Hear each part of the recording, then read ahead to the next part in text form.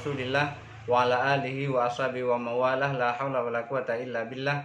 Rabbi shrah li sadri wa yassir li amri wahlul 'uqdatam min lisani yafqahu qawli, amma ba'du. Kita teruskan pengajian yang lalu. Kali ini masuk ke masalah babus siwak. Bismillahirrahmanirrahim. Babus siwaki, bab siwak.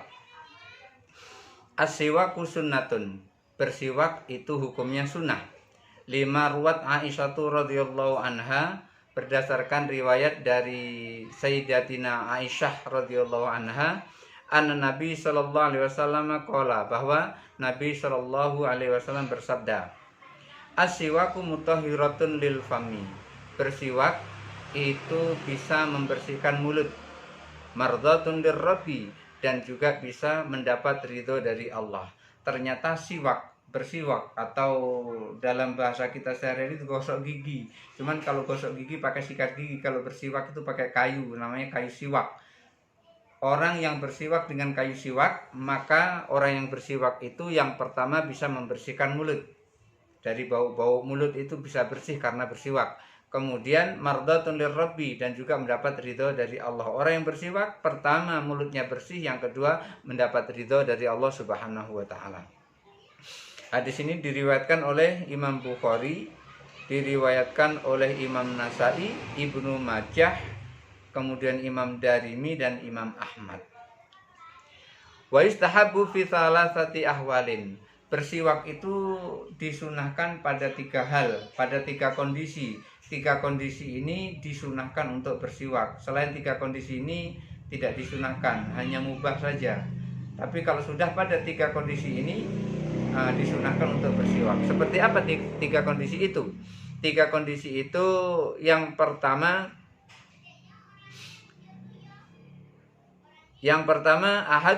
ahaduha, yang pertama indal qiyami lis sholati. Yang pertama pada saat mau sholat. Orang yang mau sholat itu disunahkan untuk bersiwak. Cuman ya karena kita jarang dan tidak pernah melakukan siwak, kita sering gosok gigi, kita gosok gigi saja. Artinya kita berwudu, sebelum wudu kita gosok gigi dulu sebagai pengganti siwak. Tetapi kalau yang sudah terbiasa biasanya ngantongi siwak, begitu mau sholat langsung digosok-gosokkan ke gigi sebelum mau sholat. Ini disunahkan pada saat mau sholat. Indal qiyami lis sholati, pada saat mau sholat. 5 ruwat Aisyah radhiyallahu anha, berdasarkan riwayat dari Aisyah radhiyallahu anha, anna Nabi sallallahu alaihi wasallam qala, bahwa Nabi sallallahu alaihi wasallam bersabda, sholatun bisiwakin khairun min sab'ina sholatan bighairi siwakin. Sholatun bisiwakin, 1 kali sholat, bisiwakin dengan bersiwak. Orang sholat sekali dengan bersiwak, khairun min sab'ina sholatan, lebih baik daripada 70 kali sholat bighairi siwakin, tanpa siwak. 1 kali sholat dengan bersiwak sebelumnya itu nilainya lebih baik 70 kali, bukan 70.000, 70 kali dari sholat yang tidak bersiwak. Hadis ini diriwayatkan oleh Imam Ahmad. Wasani, kondisi yang kedua yang disunahkan untuk bersiwak. Yang pertama tadi kan sebelum sholat. Yang kedua, inda isfiroril asnani, kalau gigi sudah mulai menguning, ulah kuning-kuning giginya itu. Kalau sudah mulai nguning-nguning giginya itu disunahkan untuk bersiwak. Jangan dibiarkan gigi itu kuning-kuning, jangan dibiarkan. Itu bukan emas tapi gadul. Jadi jangan dibiarkan gigi itu sampai kuning-kuning, sampai menguning gigi itu. Jadi ketika gigi sudah mulai menguning, itu disunahkan untuk bersiwak. 5 ruya Al-Abbas, berdasarkan riwayat dari Al-Abbas radhiyallahu an, anna Nabi sallallahu alaihi wasallam qala, bahwa Nabi sallallahu alaihi wasallam bersabda, istaku la tadkhulu alayya qalhan. Rasulullah mengatakan begitu. Rasulullah bersabda begitu. Istaku la tadkhulu alayya qalhan. Istaku, bersiwaklah kalian. La tadkhulu alayya, kalian jangan menghadap aku kolhan, dalam keadaan gigi berkarang, kuning-kuning tadi. Jangan sampai giginya jelek, gigi kuning-kuning. Jadi Rasulullah SAW memberitahukan, istaku, bersiwaklah kalian, la tadkhulu alayya, jangan kalian menghadapku, tidak boleh menghadap Rasulullah kolhan, dalam keadaan berkarang gigi, giginya berkarang. Kemudian hadis ini juga diriwayatkan oleh Imam Ahmad di dalam kitab musnadnya. Wasalis, kondisi yang ketiga yang disunahkan untuk bersiwak itu inda taghyiril fami, ketika mulut sudah berubah menjadi bau. Saat mulut ini sudah mulai berbau, nah gitu, kemudian terasa baunya, itu disunahkan untuk bersiwak. Wadzalika qad yakunu minan naumi. Kapan mulut itu berbau? Apakah mulut setiap saat berbau? Belum tentu. Wadzalika, mulut berbau itu qad yakunu minan naumi, bisa terjadi kadang-kadang karena setelah bangun tidur. Orang kalau bangun tidur itu biasanya angop, itu biasanya keluar hawa nago. Hawa nago itu maksudnya adalah mulutnya bau busuk. Jadi mulut bau busuk itu kadang-kadang dikarenakan satu, setelah bangun dari tidur. Waqad yakunu bil azami, kadang-kadang karena azam. Apa itu azam? Wa huwa tarkul akli. Azam itu adalah tidak makan. Artinya sudah lama tidak makan. Orang lama-lama tidak makan, bau mulutnya juga berbau. Bangun tidur mulut bisa berbau, tidak lama makan juga berbau. Sudah lama tidak makan, nah itu juga berbau. Makanya orang berpuasa itu mulutnya berbau. Karena dari pagi sampai sore tidak makan, maka mulutnya gitu berbau. Tapi berbeda orang tidak makan karena puasa dengan tidak puasa. Waqad yakunu bi akli syai'in. Mulut berbau itu kadang-kadang juga karena makan sesuatu. Makan jengkol, bau jengkol. Makan pete, bau pete. Makan kabau, bau kabau. Makan bawang, bau bawang. Berubah mulut menjadi bau itu karena kadang-kadang karena makan makanan, salah makan, atau memang gemar untuk makan. Maka ketika bau seperti itu disunahkan untuk bersiwak. 5 ruwat Aisyah radhiyallahu anha, berdasarkan riwayat dari Aisyah radhiyallahu anha, qalat, beliau berkata, karena Rasulullah sallallahu alaihi wasallam idza qama minan naumi yasusu fahin bisiwakin. Karena Rasulullah sallallahu alaihi wasallam idza qama minan naumi, ketika bangun dari tidur, yasusu fahin bisiwakin, membersihkan mulut dengan bersiwak. Nabi itu setiap bangun tidur beliau bersihkan mulutnya dengan bersiwak. Wa innama ishtaq, kenapa kau harus dengan bersiwak? Orang yang bangun tidur itu dibersihkan dengan bersiwak. Li anna naima yantabiku fammahu, karena orang yang tidur itu yantabiku fammahu wa yataghayyaru, mulutnya bisa berubah baunya. Bau mulutnya bisa berubah menjadi bau busuk atau bau hawa nago. Jadi untuk itu orang yang bangun dari tidur disunahkan untuk bersiwak. Wa hadzal makna mawjudun fi kulli ma yataghayyaru bil fam. Kondisi bersiwak seperti ini maksudnya adalah dilaksanakan untuk bersiwak pada kondisi apapun ketika ada perubahan bau mulut. Kalau mulutnya sudah berbau, maka pada saat berbau itu disunahkan untuk bersiwak. Kapan saja. Pada saat mulutnya sudah berbau disunahkan untuk bersiwak. Kalau sekarang disunahkan untuk gosok gigi, karena kayu siwak susah dicari. Yang banyak dicari itu adalah sikat gigi pakai odol. Odolnya odol siwak juga boleh, odol Pepsodent juga boleh, odol Sensodyne juga boleh. Pokoknya yang bisa menghilangkan bau mulut.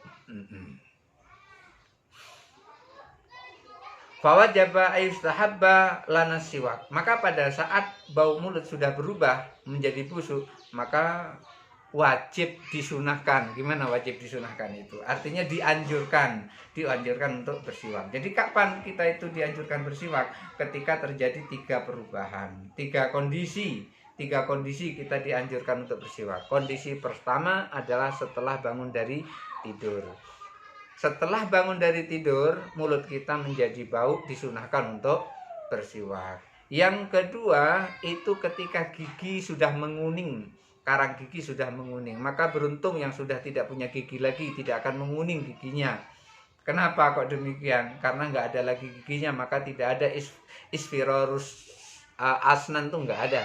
Gigi menguning nggak ada, karena giginya aja sudah tidak ada. Jadi pertama, setelah bangun tidur itu mulut bisa berbau, disunahkan untuk bersiwak.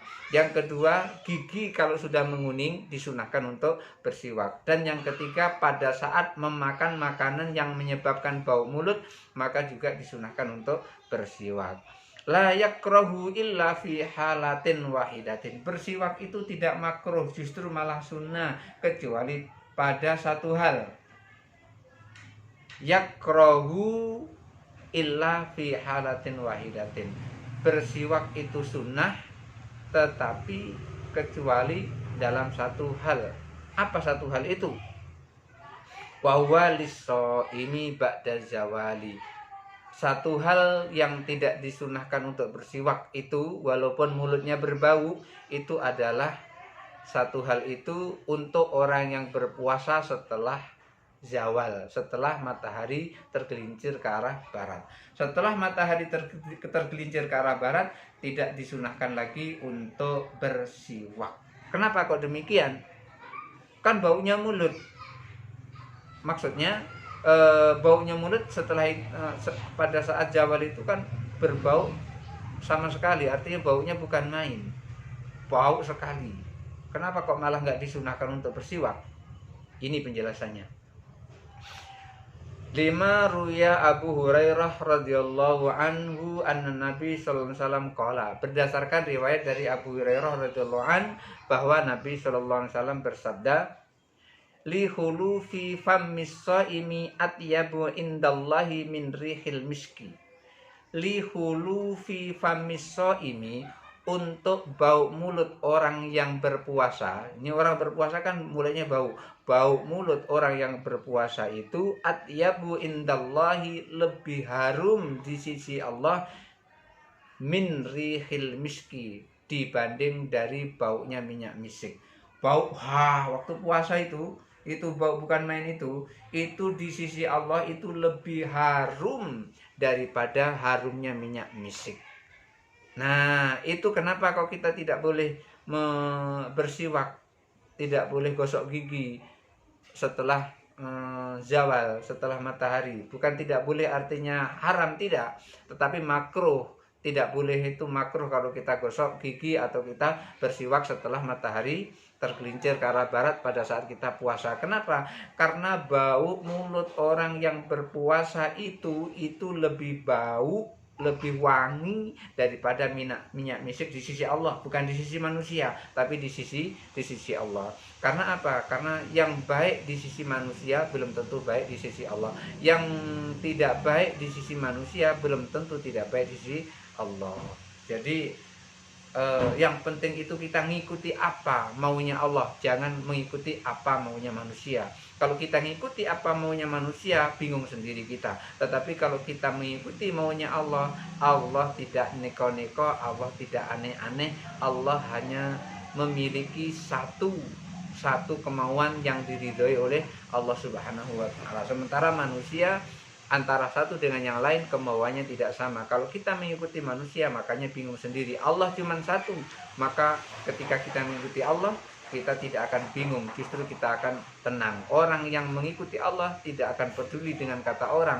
Yang penting kata Allah itu senang, itu ridho, maka orang itu telah berada di ridhonya Allah Subhanahu wa ta'ala.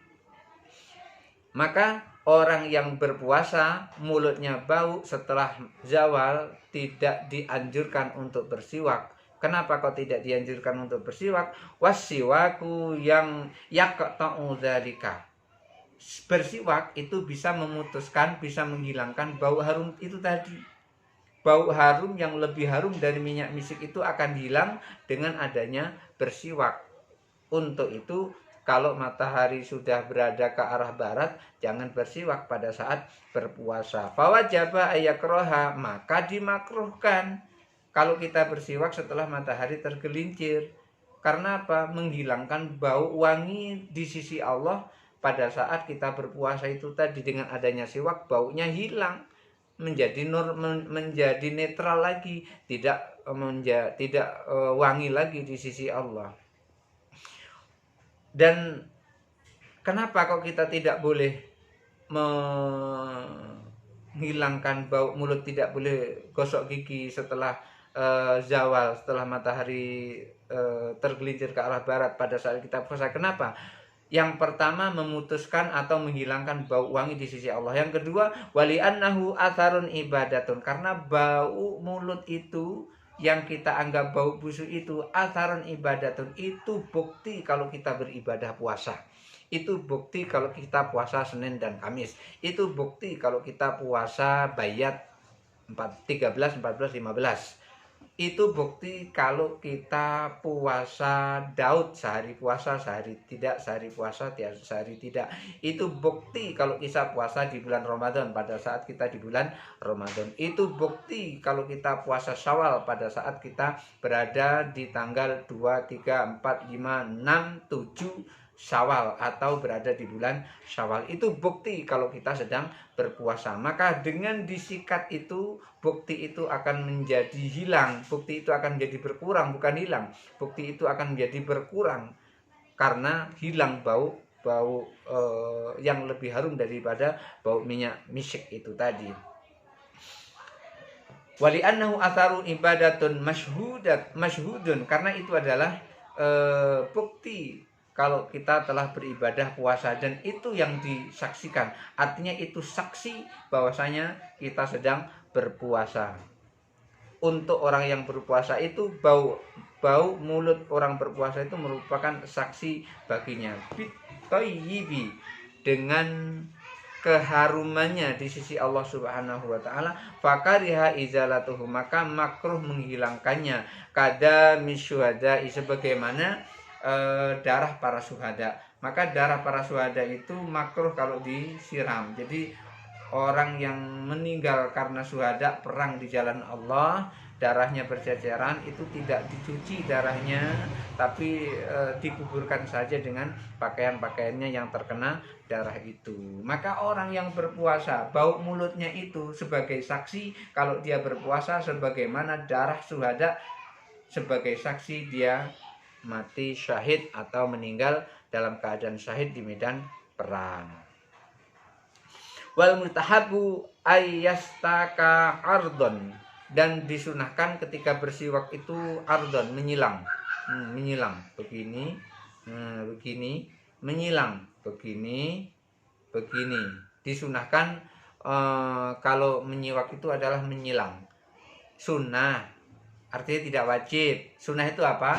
Dikerjakan mendapat pahala, ditinggalkan tidak apa-apa. Jadi disunahkan kalau bersiwak itu adalah menyilang. Liqauli sallallahu alaihi wasallam, berdasarkan sabda Nabi sallallahu alaihi wasallam, istaku ardon, bersiwaklah kalian dengan menyilang. Wadinu hibban, dan sesekali bahasailah siwak itu. Artinya kita bersiwaknya menyilang, sesekali siwaknya itu dibasahi, ujungnya dibasahi. Itu kalau kita pakai siwak. Tapi kita kan pakai gosok gigi. Dokter juga nyarankan ketika kita mau gosok gigi itu jangan begini saja, tapi atas bawah, kanan kiri, puter gitu. Itu kan disarankan seperti itu. Tidak hanya begini-begini saja, begini bukan, tetapi atas bawah, kanan kiri, muter. Itu yang dianjurkan oleh dokter gigi. Tapi kalau bersiwak itu disunahkan menyilang. Dan sesekali ujung siwak itu dibasahi, wadinu hibban, sesekali dibasahi dengan air. Waktahilu witron, dan bercelalah kalian dengan celak ganjil. Artinya begini, kita diperintahkan oleh Rasulullah SAW untuk bersiwak menyilang kemudian sesekali ujung siwak itu dibasahi, kemudian iktahilu witron,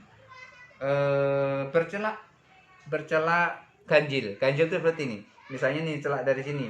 1, 2, 3. Ini yang kiri 1, 2, 3. Jadi bercelak itu ganjil. Jangan sampai 4. 1, 2, 3, 4. Kurang tebal lagi 5, 6. Kurang tebal lagi 7, 8. Jangan. Tapi ganjil boleh sekali. Boleh 3 kali. Tuh 2, 3. Tuh 2, 3. Boleh 5 kali. 1, 2, 3, 4, 5. 1, 2, 3, 4, 5. Jangan sampai 129 kali. Capek nanti kita bersiwak kalau sampai 129 kali. Cukup sekali atau 3 kali saja. Jangan sampai 129 kali. Yang penting adalah ganjil. Iktahilu witron. Bercelaklah dengan ganjil. Ganjil itu artinya tidak genap. 3, 1, 3, 5, 7, 9 dan seterusnya. Yang penting ganjil. Wal mustahabu alla yastaka bi'audin ratbin.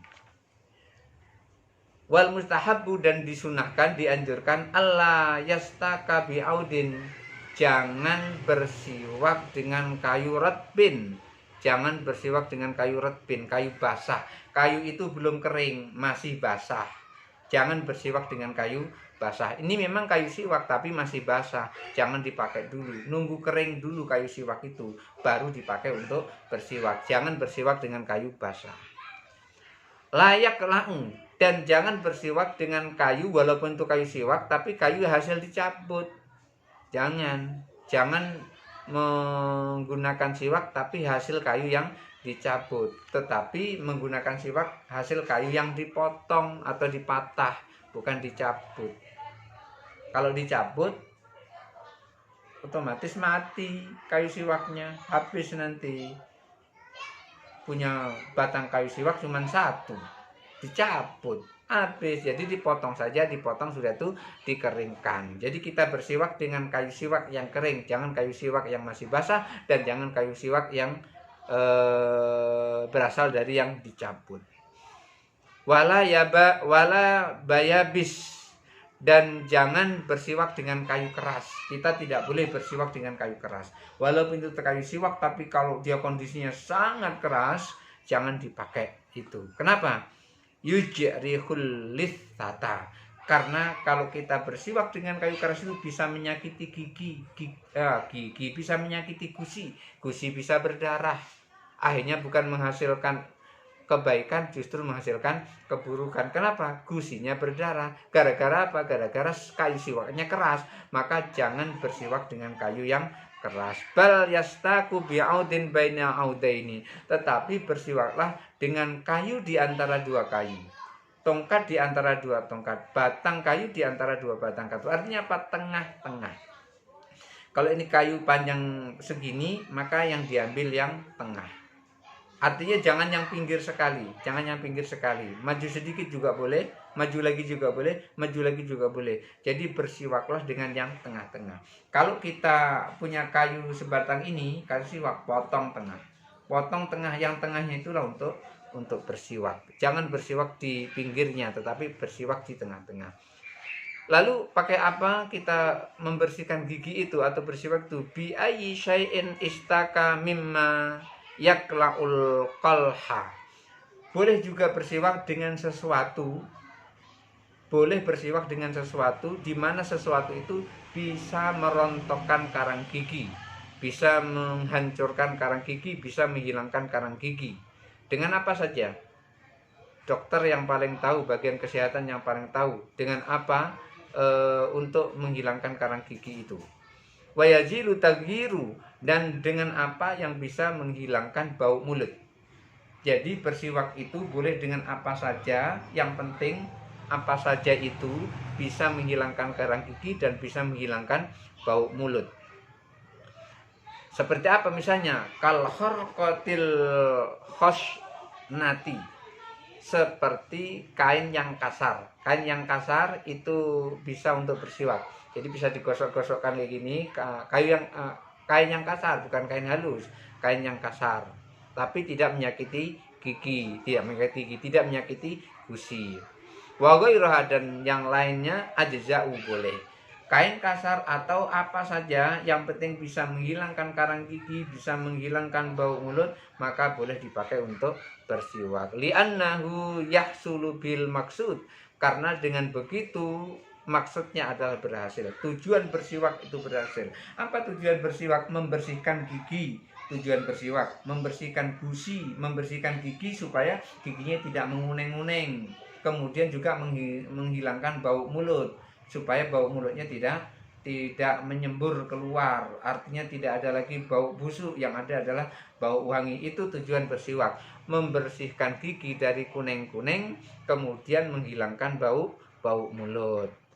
Kalau itu bisa, maka yahsulu bil maksud, berhasil yang dimaksud dengan bersiwak itu. Wa in amara isba'ahu ala asnanhi lam yajzi'uhu.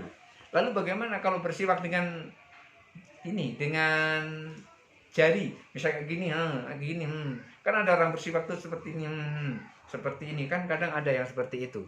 Bagaimana kalau bersiwak dengan jari? Kalau bersiwak dengan jari itu tidak boleh. Kita tidak boleh bersiwak dengan jari. Li'annahu la yusamma siwakan, karena bersiwak dengan jari itu tidak dikatakan bersiwak. Bersiwak itu dengan sesuatu yang bukan dari badan kita, yang bukan berada dari badan kita. Seperti kain boleh, atau sesuatu yang lain yang penting itu di luar anggota badan kita. Jari ini anggota badan kita. Kemudian untuk begini, itu tidak katakan bersiwak. Maka bersiwak dengan jari itu tidak boleh. Untuk itu jangan bersiwak dengan jari, bersiwaklah dengan kayu siwak. Kalau tidak ada kayu siwak, dengan sikat gigi, tapi sikat giginya dikasih odol. Jangan sikat gigi tidak dikasih odol, maka bersihnya tidak akan sempurna. Kalau kita bersiwak dengan sikat gigi yang dikasih odol, maka bersihnya akan menjadi sempurna, kemudian bau mulut pun juga menjadi sempurna. Mudah-mudahan ada manfaatnya. Kita lanjutkan besok, insyaallah, mudah-mudahan bermanfaat. Hadanallahu wa iyyakum ajmain, wallahul muwaffiq ila aqwamit thoriq. Wassalamualaikum warahmatullahi wabarakatuh.